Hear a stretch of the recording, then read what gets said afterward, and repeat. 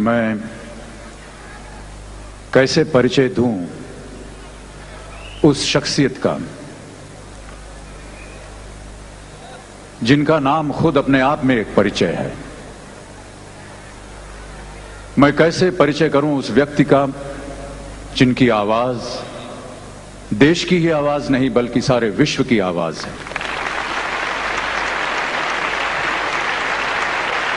निस्संदेह एक ऐसी आवाज जिसे सही मानों में वॉइस ऑफ द मिलेनियम कहा जाना चाहिए। मैं कैसे परिचय दूं उनका जबकि सुर, ताल, संगीत सब उन्हीं के नाम से शुरू होता है और उन्हीं के नाम से खत्म हो जाता है। मैं कैसे परिचय दूं उनका जिन्होंने विश्व भर में अनगिनत खिताब पाए हैं, अनगिनत रिकॉर्ड्स कायम किए हैं। इस अमूल्य रत्न का मूल्य कैसे किया जाए?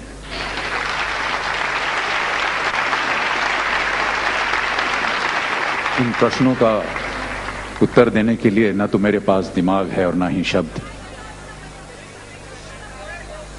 हमारे पड़ोसी मुल्क के लोग जब कभी हमसे मिलते हैं तो कहा करते हैं कि हमारे पास वो सब कुछ है जो आपके पास भारत में है, बस दो चीजें नहीं हैं, ताजमहल और लता मंगेशकर।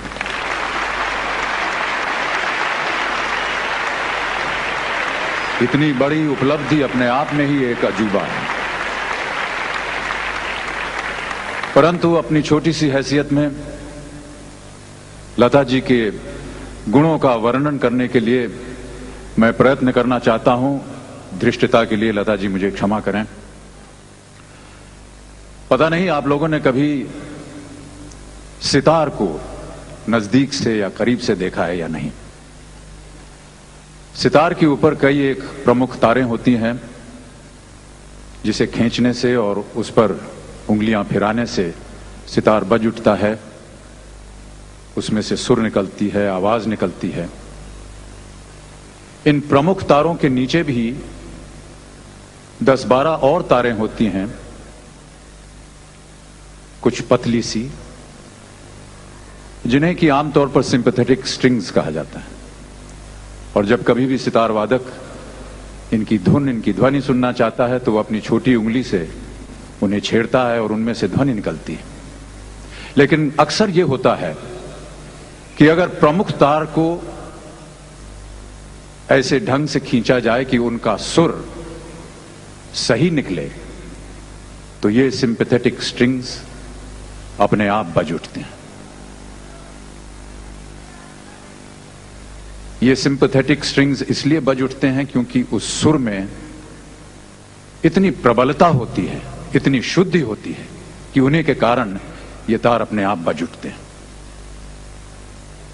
लता जी के सुर में, लता जी के गायन में, लता जी की आवाज में मेरा ऐसा मानना है कि इतनी प्रबलता है, इतनी शुद्धि है कि वो मनुष्य की आत्मा के तारों को झंकृत कर देती है।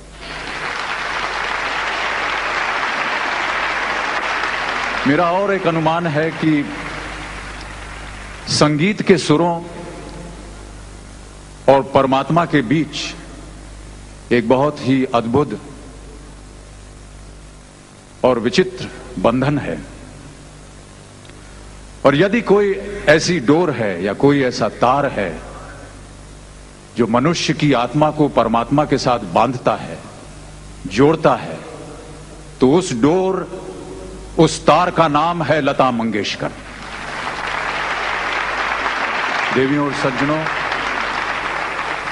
साक्षात सरस्वती के इस रूप को मैं शत शत प्रणाम करता हूं और बड़े ही विनम्र भाव से आग्रह करता हूं, आमंत्रित करता हूं कि लता जी हमारे समक्ष आए और हमारे और आपकी आत्माओं को परमात्मा के साथ बांधें। देवियों और सज्जनों, आदरणीय लता मंगेशकर जी।